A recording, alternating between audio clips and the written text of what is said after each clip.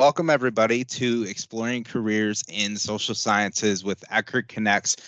So excited to have Lauren Marcucci here with us tonight. Lauren, thanks so much for joining us. And just a few housekeeping slides before we get started. FYI, the presentation is being recorded.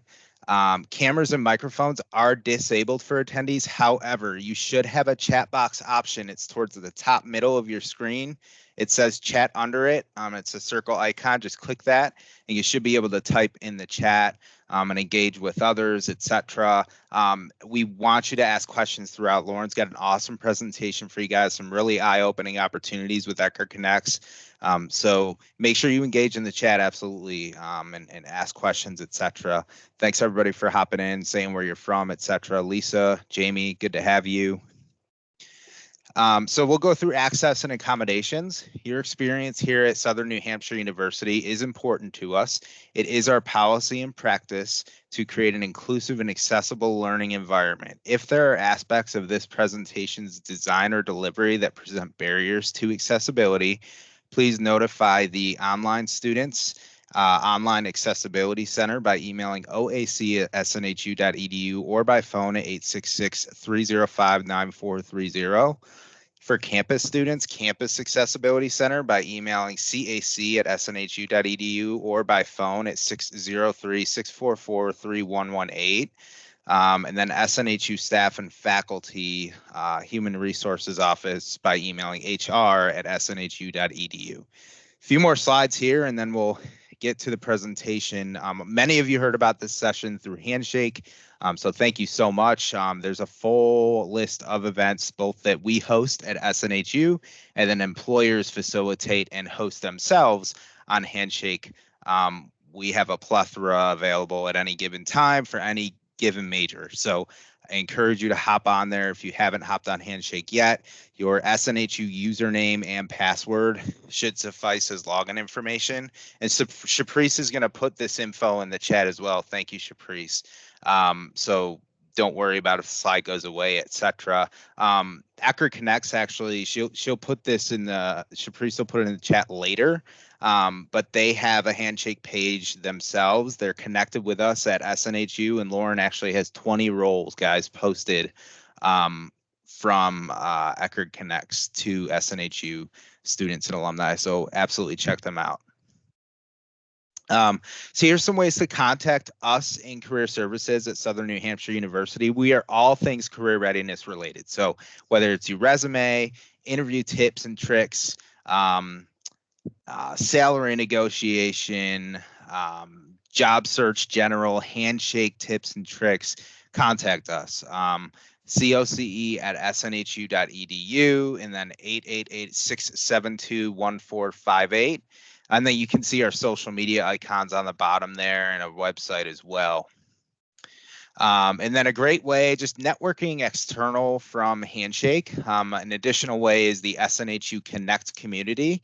It's specific to SNHU and allows you to connect with other students, get involved in professional clubs, honor societies, organizations, etc. Steps and everything are on the screen there. It's actually hyperlinked. I'm sharing live right now, so you can click any of those, save them, etc. So I believe that concludes the intro slides. Yep. I'm going to give Lauren the floor here in just a second. I have to figure out how to unshare my screen. Stop sharing. That would work. Okay. Lauren, go ahead. You should have two. If you're sharing screen, you should have permissions to do so. And we appreciate you joining us. The floor is yours. And students and alumni, again, absolutely put questions in the chat. Mark, Shaprice, and I will be gathering them throughout, and I'll address them to Lauren at the end. So go ahead, Lauren. Thank you. Thank you, Peter. So my name is Lauren Marcucci. I am in Human Resources Talent Acquisition with Eckerd Connects. And thank you all for attending today. I know a lot of us are on the East Coast, so I'll be brief so we can have dinner. But I'm going to share just a short presentation that gives you a little bit of background about Eckerd, and then we'll dive into some of our lines of business. And I love to see that you are from all over the United States because we have positions across the US. So let me share my screen. It should only take a second. And we should be good to go. And like he said, there's questions at the end. Feel free to put them in the chat. And I am pretty much, happy to answer anything. So I will start by saying when you go to our website or when you talk about anything Eckerd Connects, you're going to see Eckerd Connects and you're going to see Odal Management. Odal Management is our sister company that focuses on Job Corps programs. But today I'm really going to be focusing it and talking on what we do at Eckerd Connects and the types of positions that we have open. I personally love doing these because you all are involved in social sciences or healthcare in some way, and that is the primary pool of candidates and students that we are looking for. So it's awesome when that, aligns pretty well.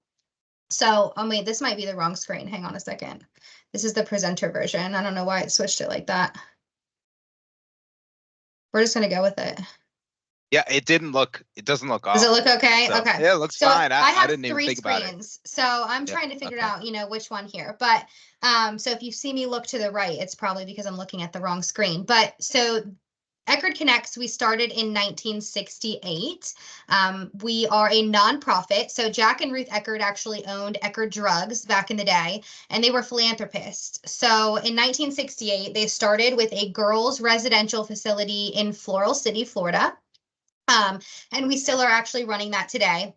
But it is for students, for girls between the ages of 11 and 19 that have behavioral, academic, social issues at home.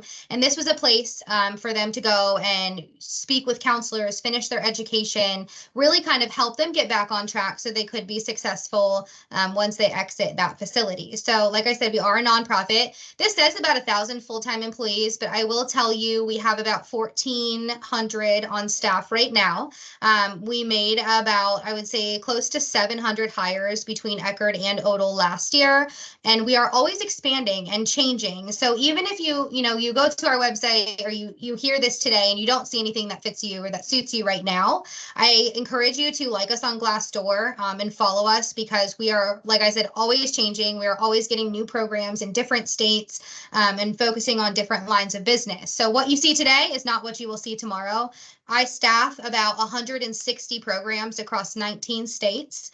So it is a lot, but I will provide my contact information at the end because I am always open to emails, phone calls, if you have any questions about our jobs or what we do. So like I said, Odal is a subsidiary of Eckerd. They also have about 1,000 full-time employees. We obviously have a board of directors, and we serve actually now about 25,000 clients annually. So when you are a caseworker, when you are a social worker, or when you work in any of our programs, we are a civic and social services agency. So we are serving at-risk youth and families across the U.S. So in some way, these families or these youth, which I would say about 60%, maybe 70% of our business is with youth services, but they need our help in some way, whether it be with reemployment assistance or whether it be with education or mental health, or in some way they need our services. So those clients that we assist, you can actually check out our website and look at some of our reviews, but they talk about their experience with Eckerd and how we are genuinely able to change lives. Side note, I will tell you, I started out working in a project with Eckerd. So if I seem super passionate about human resources and recruiting, it's because I genuinely believe in what we do. And I absolutely loved working with the clients. And then I moved up into to our headquarters office.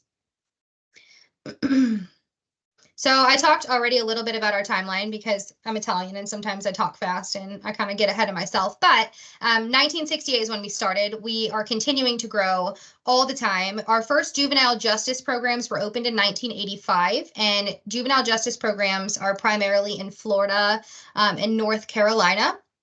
We've had a couple mergers and acquisitions over the years, which is how we were able to expand. So for people who don't know kind of how this type of organization works, we contract with one-stop centers and we put in bids on DJJ contracts to run programs. So that's kind of how we get our business, and that's how we decide, where we are going to set up programs and where we're going to be employing people is kind of where we bid those contracts at. So in 2020 is when we merged with Odal Management, which is why you'll kind of see everything together. But we do have separate recruiters and separate HR departments. So if you do see a job for Odal that may be not something that I do, you are welcome to still reach out, and I would be happy, to send on contact information or get it to the right person. Direct service operations. So this is where we operate. Job Corps Services. We just opened our newest Job Corps service in Iowa. It's in Denison, Iowa. And so we have quite a few positions open there for anyone that may reside or is wanting to relocate there. We have wraparound services and workforce, but primarily wraparound services in Louisiana. We have 3 large wraparound programs. Florida, we focus a lot on youth and workforce development. So we have a lot of opportunity for anything involving DJJ and social work. North Carolina is where our residential programs are. And we have one here in Florida, which is the one we started with. But North Carolina is where all of our residential programs are. We have 3 male facilities and 1 female facility there.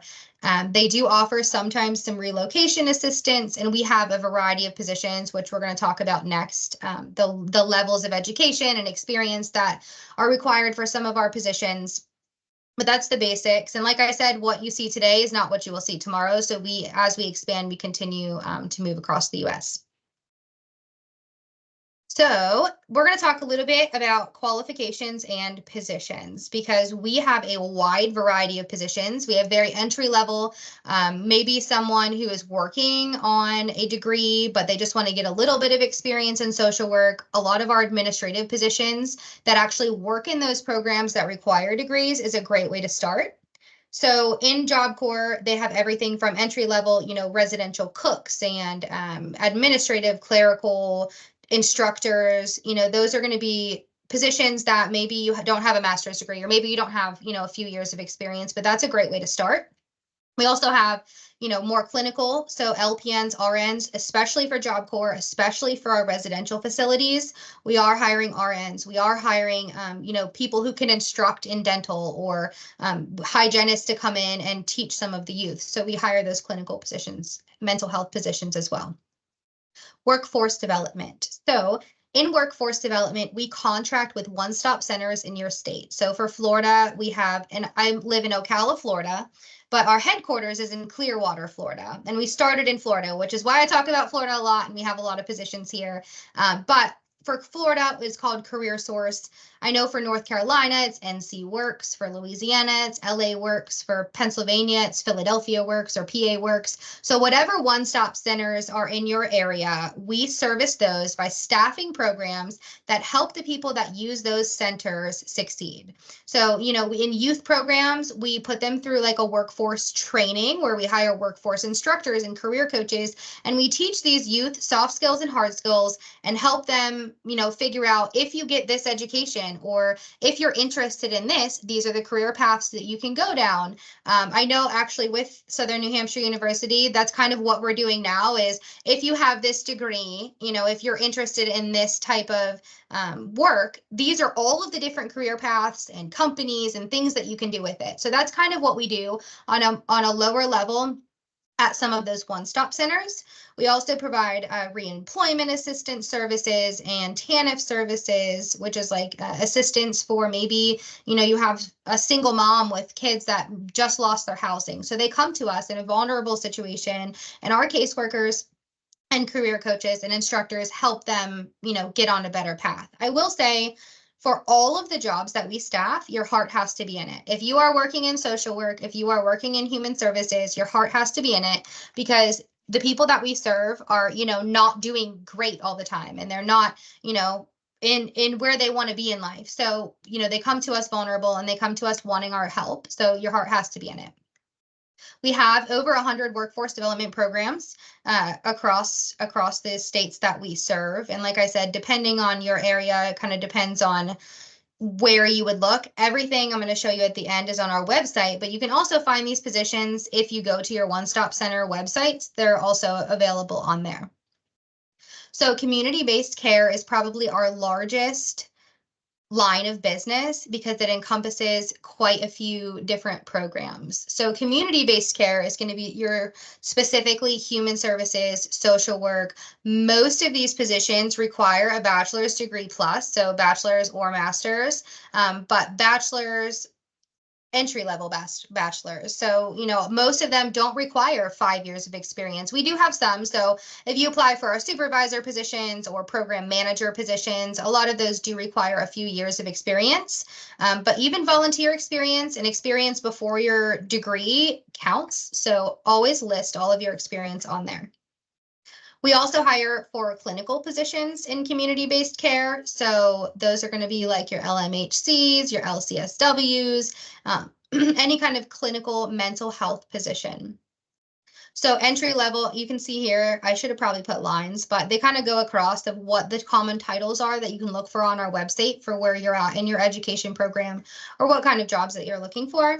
So our case managers, anything in wraparound, prevention, family coaches, those are going to require a bachelor's degree in human services, sociology, psychology, some type of human services or social degree, criminal justice, that kind of thing. Residential programs. So these also, like Job Corps, like I talked about earlier, provide a wide range of degree requirements. So we have entry level administrative maintenance. We have mid-level, which is going to be like teachers. I will tell you, I know it's not really this group, but we will see a lot of teaching positions on our website, and some of them don't require a teaching certification. They're more like a counselor position. You'll see like teacher counselor, something like that. So even if you see teacher, take a look at the job description and check it out because it's not always your traditional teacher that you're thinking of.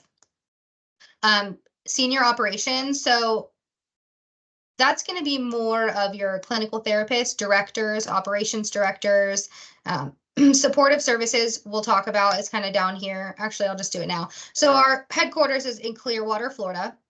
And that is where we operate all of our supportive services out of. So like I'm in human resources, but most of our support center operations positions are remote or hybrid. So you can also check out our website for those. And although we operate out of Clearwater, I live in Ocala. We have people that live all over the state and in other states that are able to support all of our operations. So I know that I'm going to throw this out there for everyone because I just opened it like 5 days ago, but it is a higher level position. It's a strategic training director. I think it's at 80,000. It shows Clearwater, but I think we are open to highly qualified out-of-state candidates to work remotely and possibly just travel occasionally. So I'll put that at the end, but definitely check out that job because I just opened it and it's a great opportunity. Wraparound services right here, that's going to be only in Louisiana. All of our wraparound facilitators do require a bachelor's degree in human services, social services, something along those lines, but we do have those administrative and clerical positions as well. I am hiring a program assistant in New Orleans and Lafayette.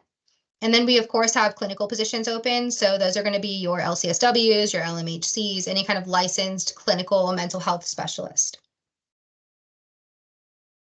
Benefits. So Eckerd is a nonprofit, which means I'm very big on pay transparency. So I think kind of when I started staffing, I was really moving a lot of our hiring managers and directors to understanding the importance of pay transparency to not waste anyone's time and also show integrity. So if you don't want to apply for a job where you go through 3 interviews and then you start talking about, what the pay is, and it's just not something that you can do to support your cost of living.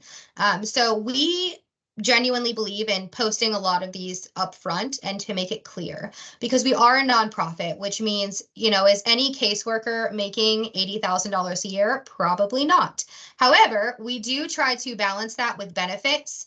Our turnover is pretty transparent too. So our turnover rate sits at about 2%, which for an organization of this size is really great. And it shows a lot about loyalty and why people stay with us. So although we're contracted, we tell we tell the one-stop center that it's going to cost us this amount of money per year to hire a reemployment services coordinator, which means that you might, you might ask for more money, and we might want to give you more money, but this is what we can offer. So our benefits, we provide super low cost. I think it's for just employee, it's $0 for employee, plus a dependent or a spouse or whatever. It changes, but still I have kids on mine and it's great. So we have low cost health, dental, and vision insurance. We offer generous paid time off, so 19 days of paid time off your first year for all full-time employees, regardless of their seniority. We have 11 paid holidays. I think it's actually 12 next year. We have a retirement savings plan with an up to 5% match. So because we're a nonprofit, it's a 403B, but it is pretty great as well. Flexible spending accounts, HSAs. We have, short-term and long-term disability. All of the good benefits, but they are at low to no cost to employees. And I am not going to lie to you, I love Eckerd because I get 19 days of paid time off every year. And as you continue to work for Eckerd, you do start accruing more after year 2 and year 4. So that's a great reason, for me to stay as well. Additional program specific benefits. These do change sometimes, but like for our residentials, you get meals provided on duty, which for the cost of groceries right now, a few years ago, we would have been like, oh, that's not much. But now that might be a great reason to stay. We do provide some relocation assistance. So if anyone is graduating and you are interested in maybe like moving to a new state or trying something different, Floral City, our girls residential facility, does pay relocation assistance. And we also have a room and board. So if you work as a youth counselor in Floral City, you can also reside on the premises. It is Florida, it is hot, and you are outside. I will put that out there, but it is awesome. So mileage reimbursement for all of our programs, if you are driving on the clock, so if you are in wraparound and you're driving to client visits, or if you're a supportive visitation specialist and you're traveling, transporting clients or whatever, we provide mileage reimbursement. We also are part of the Public Student Loan Forgiveness Program. So if you work for a nonprofit and you are registered, and I'll just disclose to check out the government website before you just think you qualify for it, because I made that mistake. But if you make your payments on time for 10 years and you are part of that program, you get your student loans forgiven. We do actively participate in so many DE&I initiatives, culture. Our demographics are just so widespread. I think really like the education, the experience, and the passion for it is what we really look for. And sign-on bonuses. So for some of our positions, I know I'm hiring a therapist right now in Kansas with a $8,000 sign-on bonus. So for some of those positions, we offer that as well. So that's a little bit about Eckerd. I know there's a lot to talk about. I could probably do this for 2 hours, and I think questions are better, but I'm going to go over just some quick tips really quick. And then I just want to show you our website, and then, I'll call it a day, Peter. I don't want to take up too much time, but so these are just quick tips that I added from the last time I did this presentation, because I think that I see more and more of them every week, but I don't think people always see like, is it a big deal or is it a problem? So Indeed resumes, I see so many Indeed resumes a week, and I'm just going to be totally blunt. Use a Microsoft Word document or a PDF, because Indeed resumes do not parse through an ATS system correctly. So a lot of qualified people get dispositioned out of systems because of their Indeed resumes. Because Indeed resumes, I should have brought up an example one for this, but Indeed resumes, when you're on Indeed and you just want to like quick apply or whatever, and you click on use Indeed resume instead of use my own resume, that resume comes through like this bulleted list right here. A lot of times your education is not actually clear. It'll just say like bachelor's degree from Southern New Hampshire University instead of actually what it's in.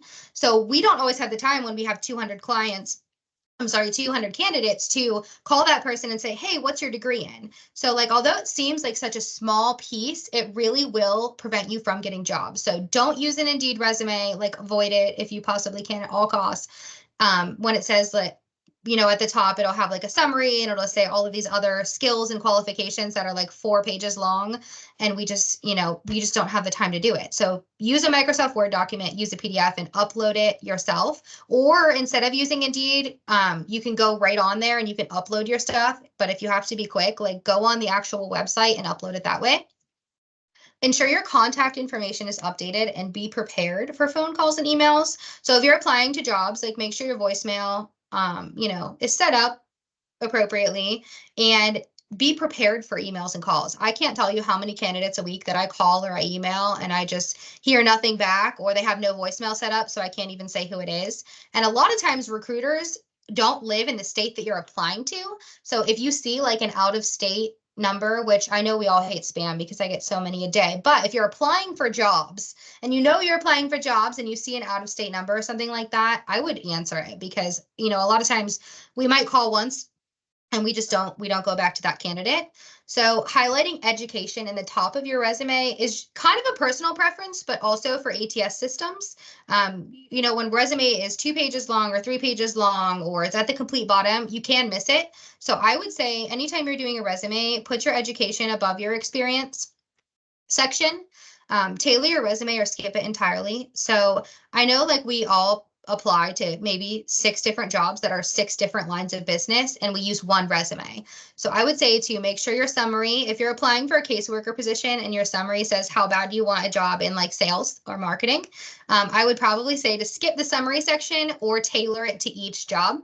For less experience, I love when someone has a summary section to say like why they want to do what they want to do. They say, I know I just graduated and I don't have a lot of experience, but I have the passion for it, or I have, this volunteer experience, or I had this time when, I really helped someone and it made me feel good, or whatever it is. I genuinely appreciate those, because that passion and that why behind the why is something that we really look for. And find your niche. So when you are in social sciences or human services, there are so many different positions that you can go into, the categories of those positions that you can go into. Just for Eckerd, I talked about our like 4 main lines of business, but those are broken down into like 17 other categories. So like prevention specialists, they work in elementary schools and schools. So, maybe you want to work in education, but you don't want to be a teacher, or maybe you want to work with kids and that, or maybe you don't want to work with kids and you want to work with adults in case management, or maybe you would like foster care or wraparound. So I think trying out different things, or just really exploring the different career opportunities that you can use with social sciences and healthcare, is really cool to be able to find out what you want to do, because it took me years of working with Eckerd to figure out like what exactly I wanted to do. And I loved that I was able to experience and really learn about all of the different social services opportunities. I think that is all I have for now. I'll put up like this contact info here for a second. But I appreciate your time. I'm open to questions. I had my chat closed, so I can't see anything if anyone asked, but I definitely encourage you to contact me. You can call me, leave me a voicemail if I don't answer, but call me, email me, definitely connect with me on LinkedIn, because I post jobs at least 3 every day. Peter knows. I love that you like my stuff, Peter. I appreciate that. But yeah, connect with me, and I appreciate your time. Awesome. Thanks, Lauren. Yeah. Good energy, a lot of opportunity. And Lauren shared with me one time that it started as the drugstore back in the day, right? Yeah. Eckerd. Yeah, Eckerd Drugs. That's wild. If anybody remembers that, it's an amazing company that can think that forward and have that sort of evolution. So that's fantastic. We got a bunch of questions that came through. So I'll start with Jeremy's, and thank you all. We have 15 minutes, so I got 4 right now queued up. We should have time for a few more, so feel free to put them in the chat. We'll keep monitoring it for sure. Jeremy asked, and this is a lengthy one, but how does Eckerd Connects match students majoring in political science? I've been doing research lately on the challenges with this degree, the trends and solutions for improvement. Most students do not work in this area when they graduate, as they go to work in business or law instead of public sector or activist jobs. So political science. If I could have picked a second career, I might have done something along those lines. But so I would say public healthcare, public policy, community engagement are ways that you can get into like social services and anything with civics and government. So we bid contracts, which means that we have contract managers and we have people that work with DOL and DOE, and we actually bid those contracts, and we have to review labor statutes and different things. Like we just had our team go to Tallahassee for Florida and meet with our representatives to talk about, how are things changing in your industry? How can we help you? So I would say to look into maybe like, I don't know what state you're in, but look into like government and civics, that kind of thing, where you can like make an impact in social services by being able to connect your representatives with things that are actually happening. Because a lot of times these political parties, we've done things the same way for so long that they don't know the problems that we're having, like teacher shortages. We just had a whole thing in that in Tallahassee about that, and they really didn't understand the challenges that we were facing unless we went and actually talked to them. So I would say civics and government in that way. Check out your one-stop centers too, because a lot of times, not necessarily just with Eckerd, but they open like director positions and they open like DOL contracts positions. So that's a good way to go with that. Awesome. Thank you, Lauren. Good answer. Jeremy, I love the question. Thank you for the topic. Jeremy did point out that in his field, there is a high unemployment rate, higher than most. So I appreciate it, Jeremy. That's good information and career education in general, right, beyond Eckerd. So thank you. Jamie asked the question, and you did answer it. There is, you're open to remote roles, right? In general sense, she asked if you all have remote roles. Okay, so this is the biggest question I get. I will tell you that I can count on probably two hands the amount of jobs I have a year that are remote. In Louisiana, I would encourage you to so if you're in healthcare, like the mental health field, get licensed, because once you have that license as like an LCSW or an LMHC or something like that, then you can work from anywhere because we need you, and you can do those kind of calls from anywhere.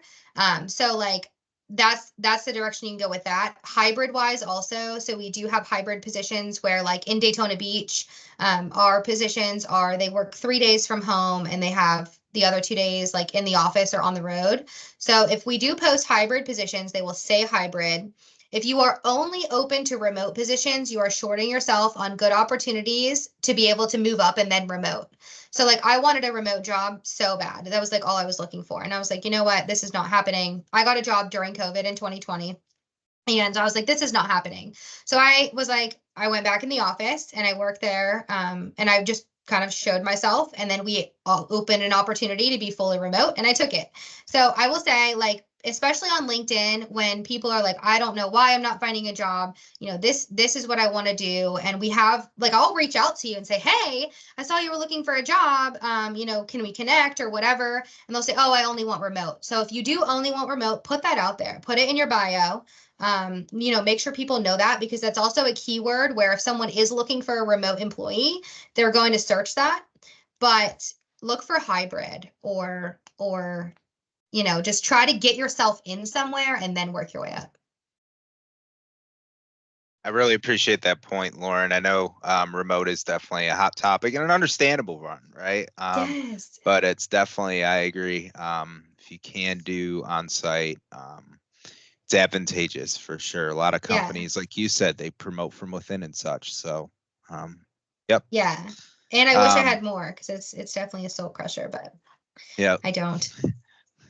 Hey, you talked about resumes, which I loved, and you dove into that. Tammy asked the question, what's your preference? Do you prefer one page? She said she knows federal resumes want more, the more the better, right? So a lot of times more than one page, but what's your preference?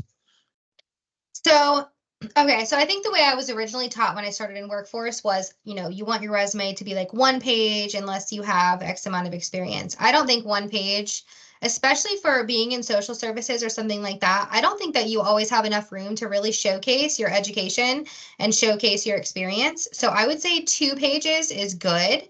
If you have a different job every 6 months, I would just leave some out if we're being totally honest.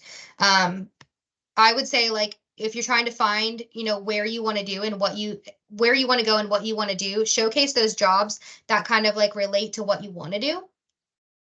And I would say 2 pages. I would say everyone says not to make it too wordy, which I agree with, but I would highlight, like, when you're looking at a job description, if there are keywords and key things that you have done, put those in your resume some way. If you've done case management or you've worked specifically with like middle school youth and that job description says working with middle school youth, put in your resume that you worked with middle school youth. So like really take the time to think about what you did and how it relates to that job. But I would say 2 pages is fair for sure.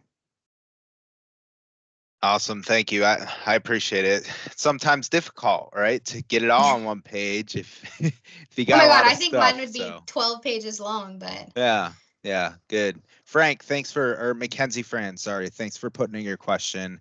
Shaprice has put the opportunities for Eckerd Connects they have on Handshake in the chat. I mean, you can also Google their career page in general if you're wondering. I know there was some combo in the chat about what opportunities they have.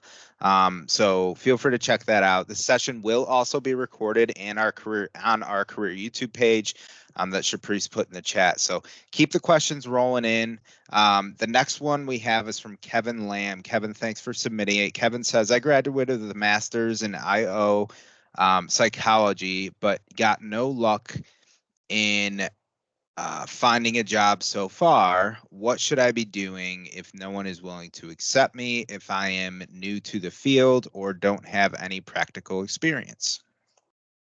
that is hard because that paper ceiling, like we are really trying to move away from that paper ceiling and that, I guess paper ceiling is the wrong word because that's really just degree, but just that need for extensive experience. Because how does anybody get experience if no one is willing to give them experience? And especially with a master's in psychology, I would say 2 things. One, make a cover letter and showcase like 3 bullet points of, maybe not saying I don't have any experience, but this is what I want to do, but showcasing like your talents and any curriculum or coursework that you did that relates to that. So like I've had people who don't have, because we have a couple positions that require some type of youth related experience. So maybe they don't have any, but when they were in school, they specifically took like some type of course or have some type of like I can't think of another curriculum requirement or something that related to counseling youth and counseling at-risk youth or youth suicide prevention or something in that way. So like figure out words that you can use from your degree or from maybe a job that you had before you had any practical experience. Find things in there that relate in some way. But I would say a cover letter and check our website, because if you have a master's in psychology, we would definitely probably hire you. So Thank you, Lauren. Awesome. I was in the middle of Latavia asked for the LinkedIn, so I'm going to put your LinkedIn in the chat. And then Latavia and all, thank you for that question. I'll get the email in there too. Lauren did share it on the slide, but I'll get it in there. Can I say one more thing on that? Yeah. If you have a master's in psychology, I would definitely encourage you looking at getting licensed, because if you need your clinical hours, a lot of companies are willing to hire you like on a temp basis while you're working for your clinical hours, and you kind of get them through that company. So look into getting licensed because it will help you greatly, and it will also help you be able to like get the pay that you're looking for. Good stuff. Got like I think 2 more questions. We should be able to fit them all in. And if there's any more, feel free to put them in. Catherine Andre Juiced. Catherine, I am so sorry if I mispronounced the name, but Catherine asked, how would you suggest someone with little experience in healthcare and health services try to look better as a hire? Healthcare and health services. So that's human services, probably. Human services. Yep. Yeah. So it's I pulled up the degrees before to like kind of highlight which ones that we would be looking for, but it depends on what kind of healthcare. So if you only have RN experience or something like that, are we talking about human services? Let me go in the direction of like having a bunch of RN experience or like LPN experience, and you like want to stay in healthcare but do something different. I would say to highlight the population that you work with and how you were able to help people if you want to work in human services, social services. Healthcare in general, I think, is a field that's really changing right now. I've been getting a lot of people that have public health degrees that before, when we were hiring for wraparound or something like that, public health was just not really something that we considered like a degree with some of our contracts. But now that we've seen so much more of it, we now include it. So if you have a public health degree, prevention programs, wraparound programs, because all of those things are helping the health of the community. And I think when you put it that way, and when you're able to use those words of how those degrees can help community and help other people. And I say the word help a lot because those words really stick out on resumes to us. But I think that would work, if that makes sense. Thank you. Yeah, for sure. Thank you. Scroll up before we leave. Audience, we had a few more questions here, but Shaprice, thank you so much. She put a lot of good info in the chat. Mark's been here, Daisy, Dana helping out too. So thank you all for doing that. Make sure you get your links. But Frank McKenzie asked, do any positions, Lauren, incorporate substance abuse treatment or curriculum about it? Yes. So in Brevard, I can think of just like off the top of my head, family coaches. It says family coach, but like I also encourage you to really read the job description, because I will say I would change some of our job titles externally so they make more sense to applicants, but we are not allowed because we are contractually required to call a job this, because that's what we told them we would call it. So like we have family coaches, which when you think of a family coach, you're thinking of, maybe kids, maybe like a case manager in that way, but really it's educating the parents on substance abuse and recovery. So I would say Google the keywords of substance abuse recovery, LAC, like licensed addiction counselor, even if you might not be one, but we do have a plethora of jobs. I will say that most of the youth that are in our care or the people that are looking for our services are in those positions because of a behavioral, mental, or substance abuse issue. So I would say like in some way, all of the positions that we hire relate to that. And once you have that substance abuse counseling experience, it's really just like about active listening and learning the techniques to be able to counsel those people, which transfers well into other areas. Like if you can counsel someone in substance abuse, you can counsel someone in other ways also, because it's those soft skills and the other parts of it that are really helping them. Thank you for like explaining degrees are transferable, right? You can definitely mold and do a lot. So thank you. That's awesome. Don't cocoon ourselves. So no, there is so, okay, I'll tell you one other way to do it. So, oh my God, now I just said that and I can't think of the website. So if you go on the DOL website, you can look at if you have this degree or that degree, and I'm going to send it to you, Peter, so you can send it to everyone. But if you have this degree or that degree, they give you all of like the contracts that DOL contractors use that will take those degrees, and then you can search for those specific job titles. It's like a super massive list, but I'll send it to you so you can send it to everybody. Nice. Thank you. Let's squeeze this last one in. There was a question specifically about expansion to Arizona, but just in general, what are the expansion plans for Eckerd Connects? What states are on the horizon? Are there any expansion plans, or how does that work for you all? So our fiscal year goes July 1st to June 30th. So we are doing that right now, figuring out what we're doing next year and what we plan on doing. And then for DOL contractors, we often have new funding in January also. So we sometimes open new programs in January, but August and January are our biggest times. We just opened last year in New Mexico. We used to have a program in Arizona and Oklahoma, which we don't have any longer, but I think we are looking at doing Oklahoma again. So it really just depends on who is bidding what, what's open, what the DOL wants to do. And really, like in Florida, we are one of like 3 major providers. So it's usually one of us 3 that bids new contracts. So it just kind of depends on the states that you're the most present in. And also, thank you. I'm sorry, Peter. I saw one other thing in there. Yep. So the jobs that we have on Handshake are like 20% of all the jobs that we have open, which I do plan on posting more, but check out our website and Handshake if you don't see something in your area.